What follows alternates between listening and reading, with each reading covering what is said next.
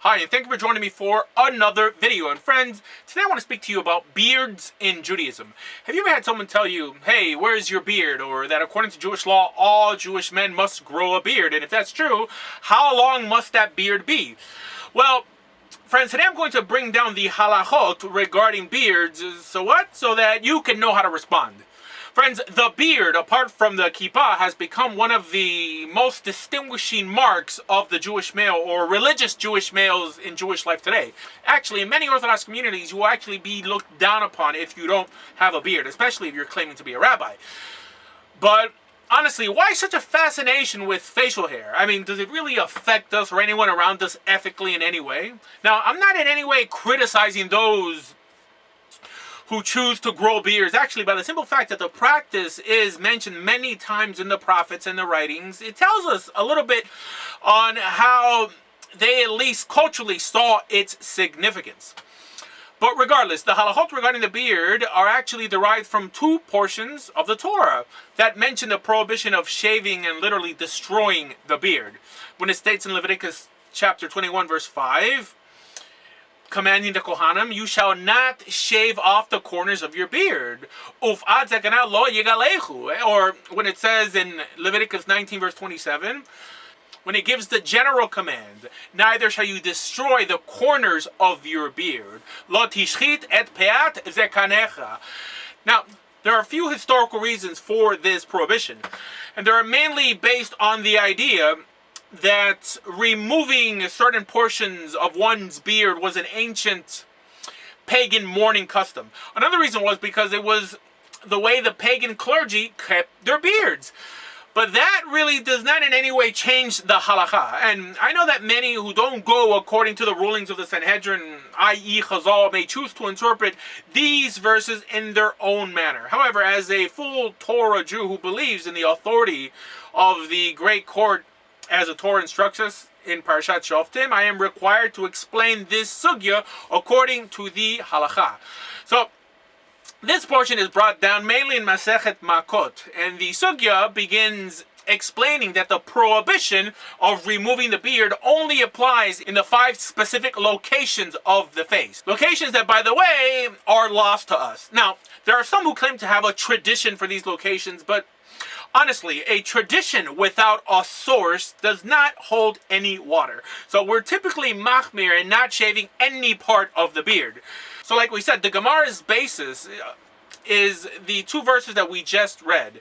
And friends, what's interesting is that they both have a similar prohibition, but use a different verb. For example, the verse in Leviticus chapter 21 verse 5 uses the verb galach, to shave, literally, with a ta'ar, with a razor.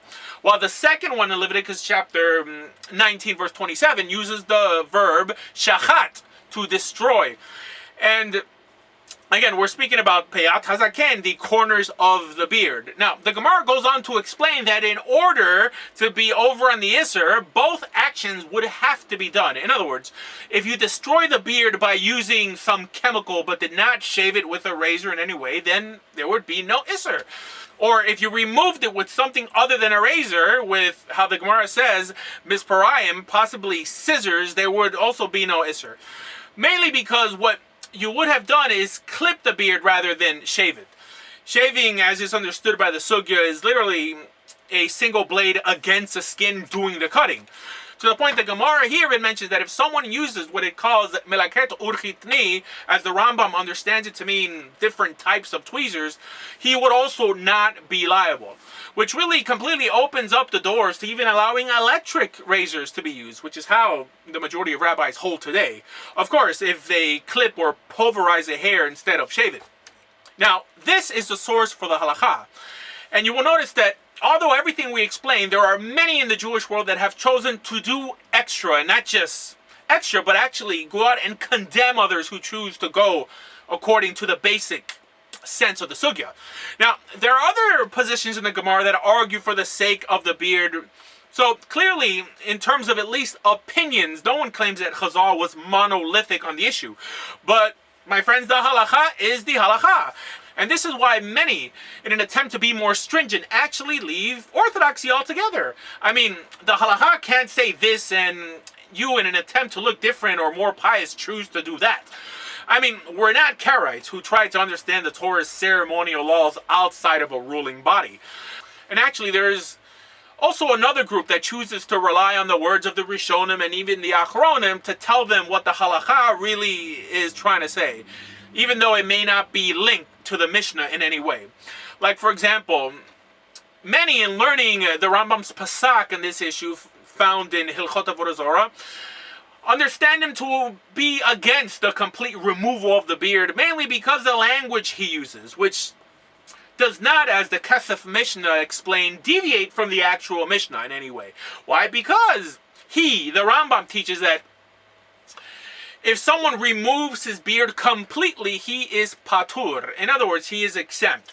Now, the problem is that when the notion of being patur is usually used, it is used under the auspices of patur aval asur, of exempt but still forbidden, which seems probable if one did not check the makor, the source for the halakha, which teaches us that the Rambam's patur, i.e. being fully exempt from punishment, there is just patur and not patur aval asur, or forbidden in any way.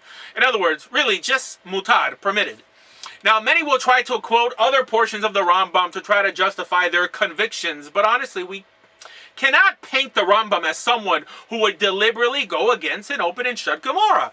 Now, some may quote the Rambam when he brings down that portion in Masechet Chulin that when a man's beard is full, he may be appointed Shaliach Sibor and even blessed Birkat Kohanim.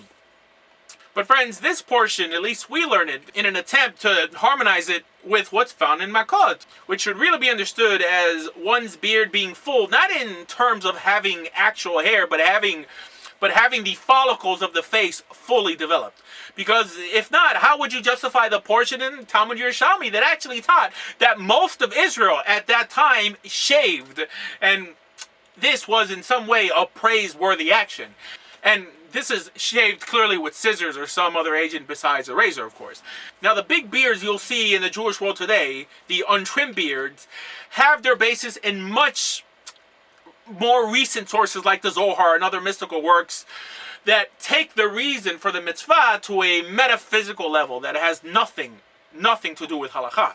And this is why groups like Chabad teach that one can never even trim the beard. Again, a halachically baseless notion, but unfortunately, it's what gets you points in the Jewish world today, and not how decent or religiously joyful you happen to be. Or also like the Abarbanel, that holds the same like the Semak Tzedek, that any trimming of the beard would fall under the Yisur of Lo Tilbash, of men dressing, or in this case, emulating women. Which honestly is not a statement I'm directly against, but rather I just believe that it should be taught as a personal opinion and not as if it was the law like it's taught today by Chabad. And friends, even the Shulchan Aruch in this portion holds like the Gemara does in terms of limiting the prohibition to the actual razor, and even mentions the other opinions that existed in the Talmud that really don't change the halakha. So again, what is the halakha? That one is allowed to shave 100% his facial hair as long as he does not use a razor. And in the same sense, for sure, there is no doubt that trimming is also not forbidding according to Jewish law. Now, another question that is usually brought up is what kind of electric razor can we use? Because some complain that some razors cut closer than others and some lift and cut. My friends, I'm of the opinion, like many in the Jewish world today, that if it's not a traditional razor against your face, then virtually any electrical razor will work, not to mention creams, etc. Now, I want to talk to you about a few other circumstances that rabbis today will try to get you not to shave in, and I really don't know why. Mainly because these circumstances do not appear in Jewish law. First is during the counting of the Omer, which is traditionally understood to be the time that the plague killed off 24,000 of Rabbi Akiva's students. Now, whether this is true or not, nowhere in Halakha are we commanded to mourn for the supposed death of these students. A mourning that some even teach is almost 2 months long. I mean, 2 months of no shaving, no haircuts, marriages, music, new clothes, and on and on. When life couldn't get any bleaker, you have these rabbis coming in thinking that they know best for us, not that they have the power to change or create halachot in any way. Now, this custom was first mentioned by one of the Gaonim of the 9th century. Now, only because the Gaon mentioned it does not validate us legislating it into practice today, to the point that most ignorantly today would even classify it as a halacha, which is how it's mentioned in the Shulchan Aruch, that tells us to mourn, right? No music, nor haircut, shaving till the 34th day of the Omer, of the counting of the Omer, while the Ari, the closest person we have ever had to a warlock in Judaism, says that you have to keep the beard till Shavuot, or the day before. And they go even further and even prohibit making shechianu during the Sphira, which means no new clothes. Well, really, I mean, no new anything, and worse, even prohibiting marriages. With this custom or law, that does not even appear in Shas. Not to mention that the idea of putting off a mitzvah like marriage over a baseless custom, my friends, is ridiculous. Not to mention that believing a midrash and illustrating it through mourning that insists that God killed 24,000 people just because they didn't show respect to one another is a bit ridiculous, but it's a separate issue. The next place is the 3 weeks. Again, the same rule applies, that nowhere, my friends, nowhere in Jewish law does it command us to mourn for 3 weeks. Actually, the mourning period, according to Halakha, is just reserved for the last week of the 9 days, and it's still not complete mourning. In other words, it's also limited to certain things. And I have to mention that this is an Ashkenazi minhag that everyone pretty much adopted, and again, is baseless in halakha, and in my opinion should not be followed unless you enjoy physical mourning for no halachic reason. And why do I say it's a baseless halakha? Again, my friends, because it does not appear in the Mishnah or any other halachic source text. For more information on everything Jewish, please visit doordea.com. Thank you.